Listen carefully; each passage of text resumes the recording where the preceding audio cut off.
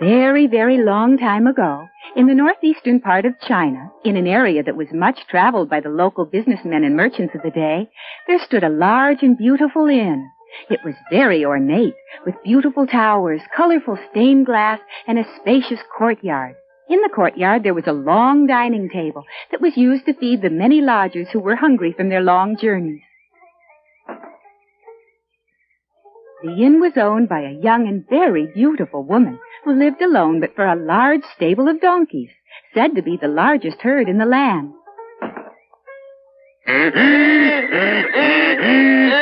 Good morning, my pretties, and how are we feeling today?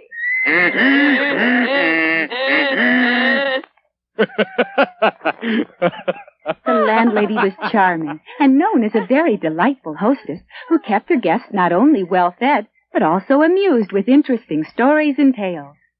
One day, a weary traveler was walking through the land and needed a place to rest for the night. He searched and searched for a place to stay. He wanted to find some shelter before nightfall, so he pressed onward and finally came upon the beautiful inn. Ah, just the kind of place I've been looking for.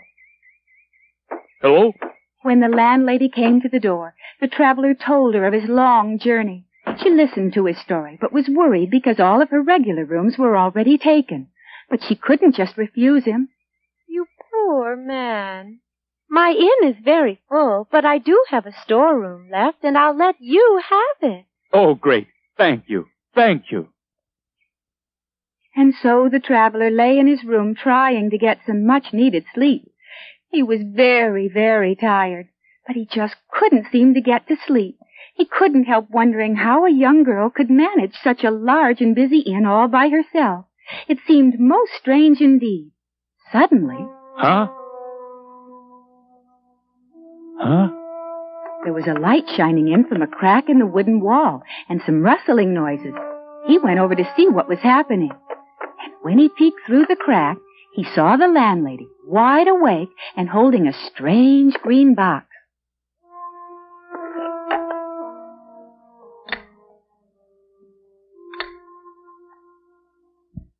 Huh? Magically, the wooden man and the wooden oxen came to life, and the little man and the oxen began to plow the bedroom floor right before the traveler's eyes. Oh.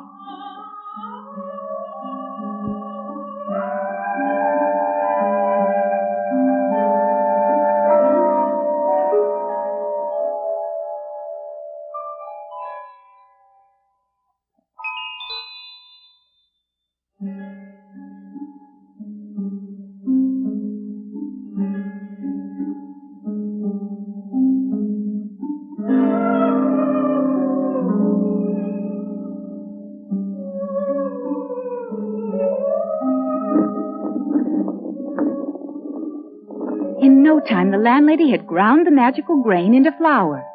It looks like sorcery. I wouldn't want to be the one who eats that.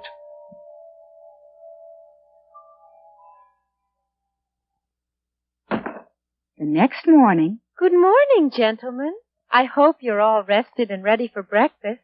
I've brought you some freshly baked bread. It's a special recipe of mine. Why, what's the matter? Are you ill?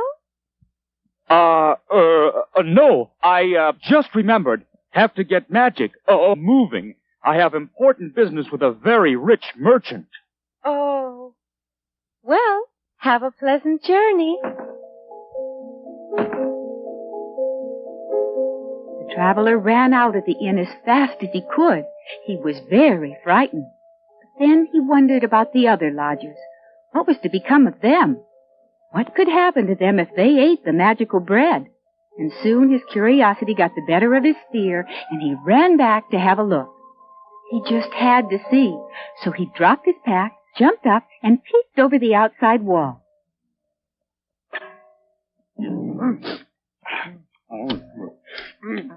He saw the 6 men happily eating the landlady's bread, while the landlady watched them with a smile on her face.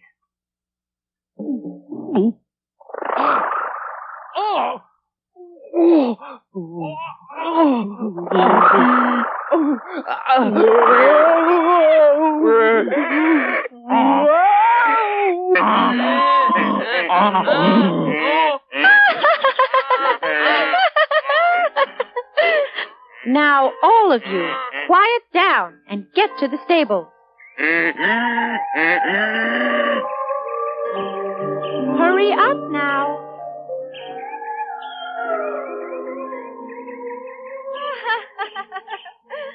Oh, how awful.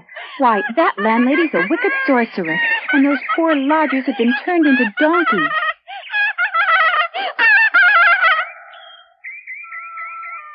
Time passed, but the traveler could not forget what had happened at the inn, so he returned with a plan. He had to stop that wicked sorceress. He knocked on her door and told her that he was, once again, in need of a room and a home-cooked meal. He told her he remembered her kindness and how he could still smell the aroma of her fresh-baked bread. Oh, how kind of you. Your home-cooked bread. I've dreamt about your cooking for such a long time, I regretted not having time to eat when I was here before. And now I'm finally going to get to taste this delicious bread. I can't wait. Oh, you flatter me so. I can't wait. I should have something to drink to complement the delicious taste. Oh, how forgetful of me. I'll bring you something right away. It'll only be a minute. Thank you. Take your time.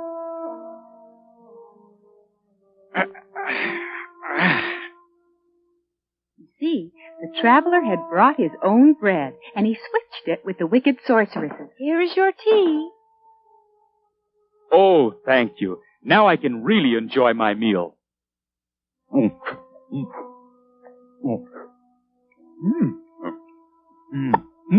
Good.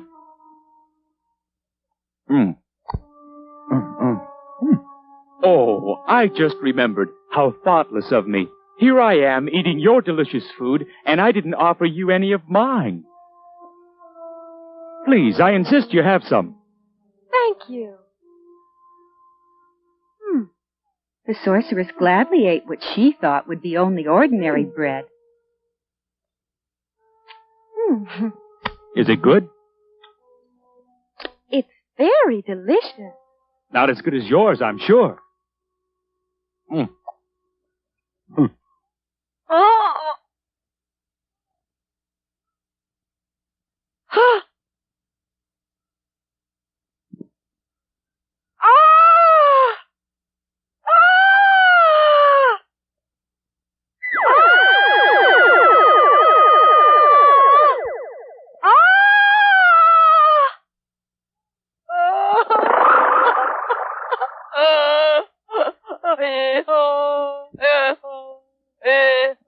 Well, how do you like the taste of your own magic now, sorceress?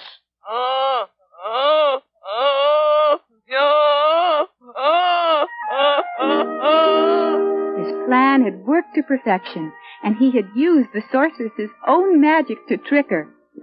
And now he had a fine donkey to carry him on his long journey. But as he traveled, he was most surprised to find that this donkey never seemed to tire. In the days to come, the traveling merchant would use his donkey to make many, many far-away trips.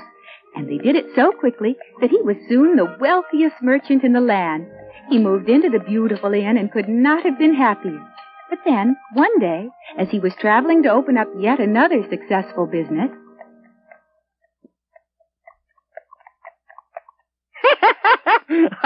I never thought I'd see you turned into a donkey. Huh? Hey.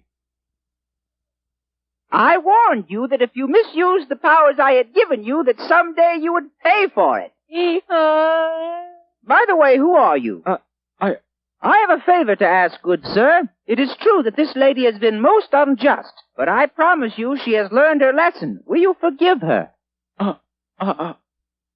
The merchant knew this strange monk must be a very powerful sorcerer in his own right, so he quickly dismounted and bowed to the monk's request.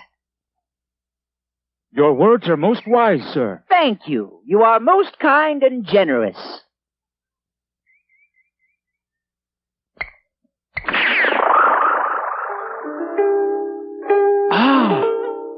just a tap of his walking stick, the monk returned the young lady to her former self. And when he waved his stick once more, the two of them disappeared, never to be seen again.